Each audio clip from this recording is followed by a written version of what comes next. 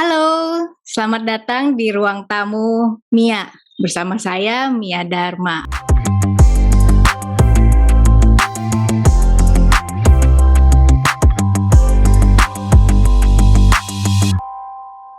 Apa kabar semuanya?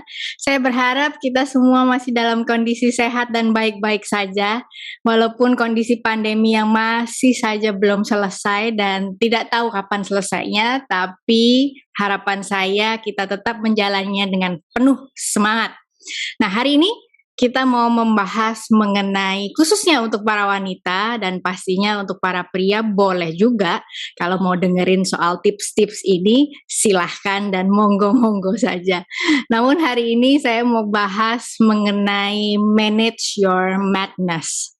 Ya, sebagai seorang wanita, saya yakin banyak hal yang kita lakukan sebagai seorang ibu, sebagai seorang istri, sebagai seorang pegawai, karyawan, pebisnis, dan mungkin sebagai seorang leader dalam sebuah perusahaan, pastinya nggak mudah menjalani hal-hal yang berbagai peran gitu ya, berbagai fungsi yang harus kita jalankan setiap hari. Dan tentunya dalam kondisi pandemi ini, kondisi tidak semakin mudah pastinya, situasi nggak memudahkan kita untuk menjalani peran itu dengan lebih maksimal. Dan oleh sebab itu, sebagai seorang wanita buat saya, hal yang sangat amat penting adalah memanage energi, memanage kewarasan kalau saya boleh bilang dalam bahasa Indonesianya. So, hari ini saya mau bawakan khusus topik yang akhir-akhir ini ada dalam hati saya adalah manage your madness. Kenapa sih sebagai seorang wanita khususnya kita perlu memanage energi, manage madness atau kewarasan kita? Karena saya percaya bahwa kita semua dilahirkan untuk menjadi kuat because you were created strong. Ya, kita dilahirkan spesial, kita dilahirkan untuk menjadi sosok yang sangat kuat, yang ya karena kita menjalani berbagai peran ya. Lihat aja apa yang kita jalani hari-hari ini atau sepanjang kita hidup ya, kita mengemban sebuah tugas, sebuah fungsi yang tidak hanya satu dan mungkin tidak hanya dua, lebih dari itu. Contohnya adalah kita sebagai seorang penolong, ya penolong dalam keluarga kita. Sebagai istri dia adalah penolong suaminya, sebagai ibu dia penolong buat anak-anaknya, dan bahkan mungkin dalam keluarga besar kita juga sebagai penolong dalam keluarga kita. Nah, intinya adalah artinya bahwa yang namanya penolong, kita harus lebih kuat dari yang ditolong, betul ya? Ibaratnya adalah sebuah misalnya contoh. Kita ada di dalam, di atas panggung gitu ya, dan kita mau angkat teman kita yang ada di bawah untuk naik ke atas, ya berarti dalam posisi itu kita yang menolong dia, kita di posisi yang harus jauh lebih kuat untuk bisa mengangkat dia naik ke lantai 2 atau ke atas panggung. Nah, sebagai penolong, oleh sebab itu banyak juga peran wanita sebagai pemelihara atau nurturer, ya sebagai pemelihara keluarga. Tidak bisa dipungkiri bahwa kodrat wanita mau nggak mau pasti kalau apalagi stay at home mom ya, pekerjaan rumah tangga nggak ada selesainya dan nggak pernah selesai. Artinya ada aja, kita lihat ini kurang beres, ini kurang bersih, kita akan sibuk membersihkan, membereskan, bikin rumah kita wangi, bikin rumah kita indah, dan lain sebagainya. Sebagai pemelihara terhadap anak-anak dan keluarga kita. Dan kemudian peran wanita yang lain adalah sebagai pendidik. Pendidik pertama bagi anak-anaknya, bahkan tidak hanya anaknya, tetapi dia sedang mendidik sebuah generasi.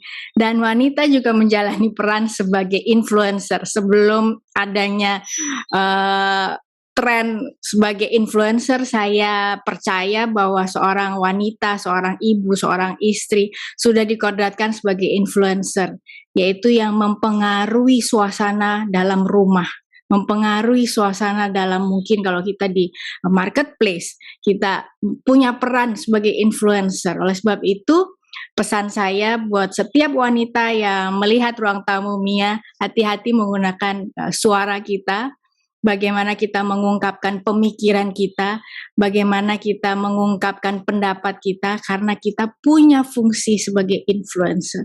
Harusnya sebagai yang membawa pengaruh adalah pengaruh-pengaruh positif yang kita bisa berikan. Dan peran wanita yang lain sebagai manajer di rumah gitu, yang harus pinter-pinter memanage. Mungkin kita secara pribadi juga punya kesibukan, punya bisnis, tapi di satu sisi kita juga harus pintar-pintar memanage kondisi rumah, hari ini belanja apa gitu ya, hari ini anak-anak sarapan apa, suami makan apa, dan lain sebagainya. Jadi kita dituntut untuk sebagai manajer yang handal.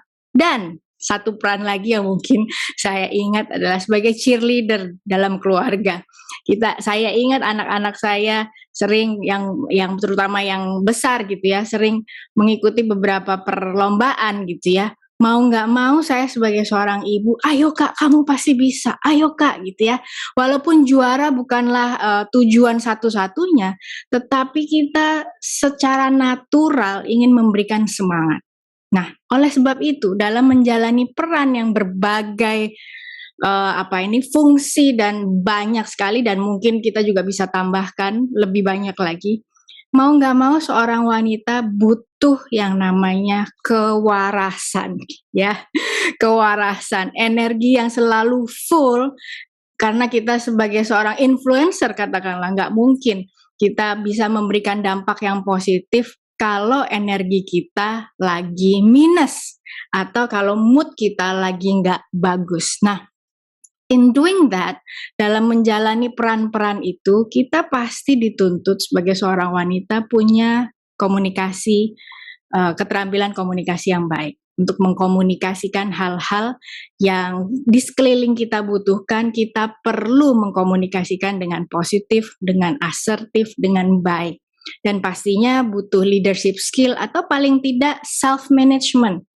Nah, saya belajar bahwa self-management is about controlling your reaction.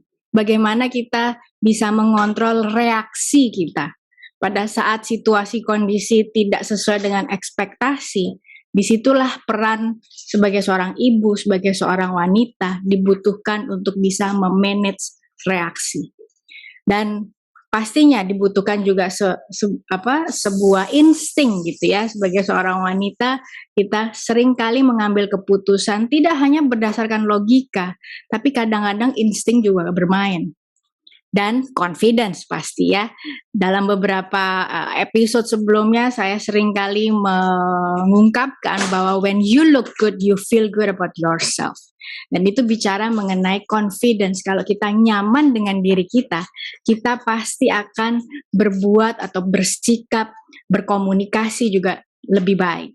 Nah, oleh sebab itu, wanita dalam menjalani peran tidak semuanya di dalam kondisi yang baik-baik. Ya, kita tahu bahwa di sekeliling kita, di masyarakat kita, pastinya masih ada hambatan, penghalang-penghalang yang mungkin tidak lagi seperti zaman Ibu Kartini waktu itu gitu ya, memperjuangkan emansipasi. Tetapi barriers atau hambatan itu akan selalu ada. Tidak hanya di luar kita atau di eksternal, tetapi internalnya kita juga pasti, misalnya dealing with your insecurities, dealing with my insecurities, dan bahkan dealing with noise of noise of must and have to's gitu ya.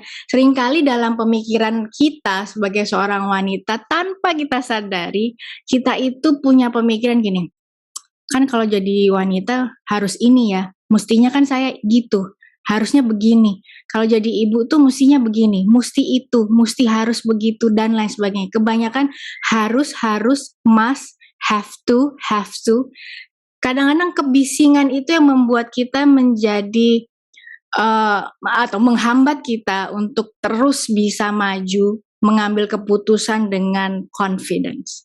Karena banyak penghalang-penghalang atau hambatan yang ada di pemikiran kita sendiri.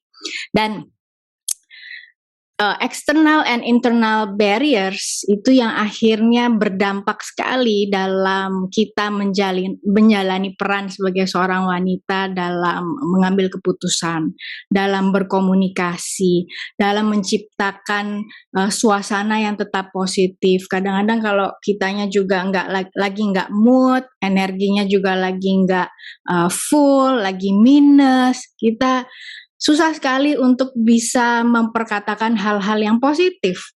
Nah, karena apa? Energi kita dalam situasi yang kita sedang hadapi ini seringkali membuat energi kita habis. Oleh sebab itu, sebagai seorang wanita, kita benar-benar penting dan perlu sekali memanage your madness dan energi, atau memanage kewarasan dan energi kita. Caranya gimana?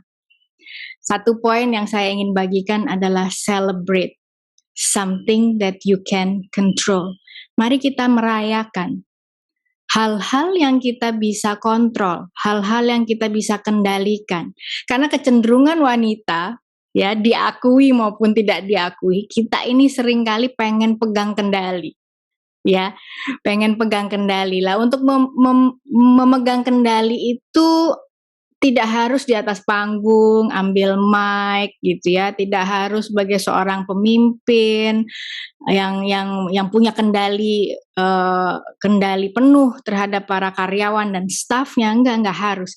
Tetapi kecenderungan seorang wanita pengen pegang kendali atau punya kendali. Walaupun tidak harus dilakukan di atas platform yang kelihatan. Contoh misalnya, Kak, kalau pakai baju ini kamu kayaknya lebih bagus deh. Dek, makan ini aja, ini enak nih, cobain deh.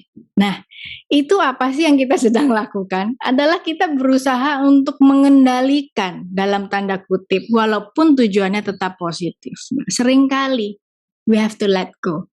Untuk celebrate sesuatu, untuk merayakan sesuatu yang kita bisa kendalikan, yang pertama yang harus kita lakukan adalah let go.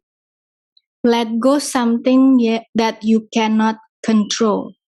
Sebagai ibaratnya adalah ketika seorang ibu sedang mengandung 9 bulan gitu ya. Akan tiba saatnya ibu itu akan mengalami kontraksi, kesakitan yang luar biasa.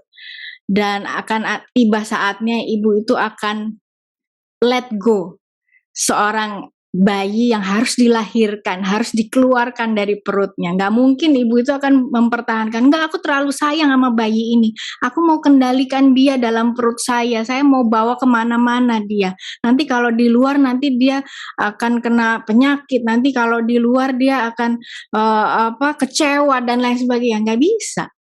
Karena akan tiba waktunya kita harus let go. Bayi itu untuk kita harus lahirkan. Something that we cannot control. Dan poin yang kedua adalah menerima, accept. Accept something as it is. Ketika seorang bayi kita lahirkan, seorang dokter yang membantu proses kelahiran dan suster gitu ya di tempat itu pasti akan, ibu ini bayinya, coba dicium dulu dan lain sebagainya. Kita menerima kondisi bayi itu, anak tersebut as it is, apa adanya. No judgment, tidak ada penghakiman, tidak ada kok gini ya, kok gitu ya, nggak ada. Namanya seorang ibu pasti akan menerima bayinya as it is. Dan ketika hal yang pertama kita bisa let go something that you cannot control, dan menerima kondisi dan keadaan as it is, apa adanya, no judgment, tanpa membandingkan dengan mungkin kalau kita dalam konteks situasi, kok tahun lalu kayaknya lebih enak ya daripada tahun ini. Kita membandingkan, kita judge situasi hari ini berdasarkan pengalaman kita di masa lalu. Akibatnya apa? Kita akan merasa kecewa, kita akan merasa sedih, atau kita akan membandingkan kondisi saat ini dengan harapan kita di masa depan. Sehingga kita akan hidup pada saat ini dengan penuh ketakutan, kecemasan yang belum tentu terjadi. So, untuk celebrate something that you can control, untuk merayakan hal-hal yang kita bisa kendalikan. Yang pertama, we have to let go something that you cannot control. Dan menerima, accept something as it is. No judgment.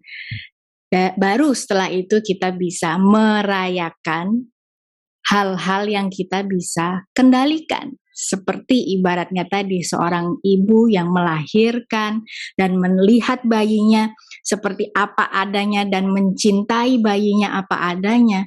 Kemudian ibu itu akan kembali ke rumahnya dan merayakan bersama keluarganya karena bayinya sudah dilahirkan dengan sehat dan baik-baik saja. We can celebrate something we can control. Sehingga ada sebuah ungkapan yang mengatakan, James de la Vega mengatakan, be mindful even if your mind is full. Ketika situasi, kondisi tidak sesuai dengan ekspektasi, kita tetap bisa tenang, kita tetap bisa enjoy. Oleh sebab itu, pesan saya, semoga ini bisa menginspirasi setiap wanita yang mendengarkan Ruang Tamu Mia, untuk kita tetap bisa waras ya, tetap bisa melakukan atau menjalani peran kita yang banyak ini sebagai seorang wanita. We have to celebrate that something that we can control, sehingga kita bisa manage energi kita dengan baik, bisa memanage kewarasan kita dengan baik. Saya Mia Dharma, sampai ketemu lagi di Ruang Tamu Mia.